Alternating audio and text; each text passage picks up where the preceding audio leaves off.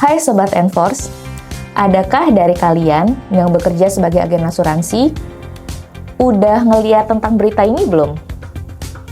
Ribuan agen asuransi berperingkat bisnis partner menuntut sebuah perusahaan asuransi di Indonesia karena ada dugaan kelebihan pembayaran pajak selama 10 tahun.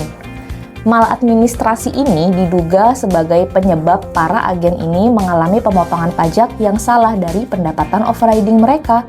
Wow, kok bisa ya? By the way, Sobat Enforce sudah pada tahu belum? Sebetulnya apa aja sih pajak yang dikenakan dari penghasilan sebagai agen asuransi itu?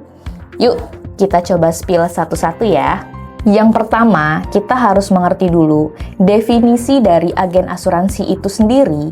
Menurut Peraturan Menteri Keuangan Nomor 67 Tahun 2002 tentang pajak pertambahan nilai atas penyerahan jasa agen asuransi, jasa pialang asuransi, dan jasa pialang reasuransi adalah orang yang bekerja sendiri atau bekerja pada badan usaha yang bertindak untuk dan atas nama sebuah perusahaan asuransi atau perusahaan asuransi syariah dan memenuhi persyaratan untuk mewakili perusahaan asuransi atau perusahaan asuransi syariah untuk memasarkan produk asuransi atau produk asuransi syariah. Nah, jadi agen asuransi bisa berupa perseorangan maupun orang yang bekerja di suatu perusahaan yang bertindak untuk dan atas nama perusahaan asuransi maupun perusahaan reasuransi. Jadi, agen asuransi ini memasarkan produk asuransi maupun reasuransi tersebut guna mendapatkan klien dan tentu akan menerima pembayaran fee atau komisi apabila berhasil mendapatkan klien yang biasanya ditandai dengan adanya premi asuransi yang dibayarkan oleh si klien yang didapatkan. Nah, dalam kasus yang tadi saya sebutkan di awal, disebutkan bahwa dugaan maladministrasi pemotongan ada pada komisi overriding. Apa itu komisi overriding? Berdasarkan glosarium dari Kompas, komisi overriding adalah bentuk komisi yang diterima oleh agen berdasarkan kinerja penjualan tim atau downline yang mereka kelola atau rekrut. Sobat Enforce juga pasti tahu kan pajak penghasilan? Ya betul, pajak penghasilan itu adalah pajak yang dikenakan atas penghasilan yang diterima oleh wajib pajak. Dalam konteks penghasilan agen asuransi seperti yang kita bahas ini, komisi overriding itu salah satu penghasilan yang dikenakan pajak karena merupakan tambahan kemampuan ekonomis bagi agen asuransi yang menerima penghasilannya.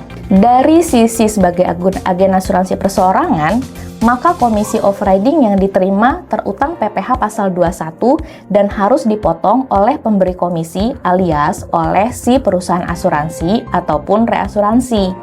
Berdasarkan Peraturan Pemerintah Nomor 58 Tahun 2023 dan Peraturan Menteri Keuangan Nomor 168 Tahun 2023, agen asuransi digolongkan sebagai penerima penghasilan dengan kategori bukan pegawai.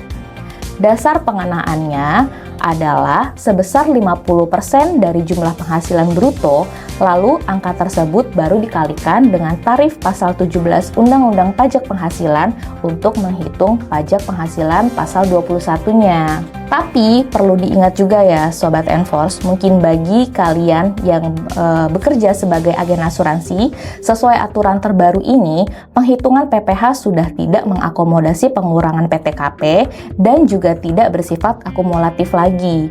Penghasilan dan PPh 21 ini juga nantinya harus dilaporkan dalam SPT tahunan pajak penghasilan orang pribadi bagi para agen asuransi tersebut.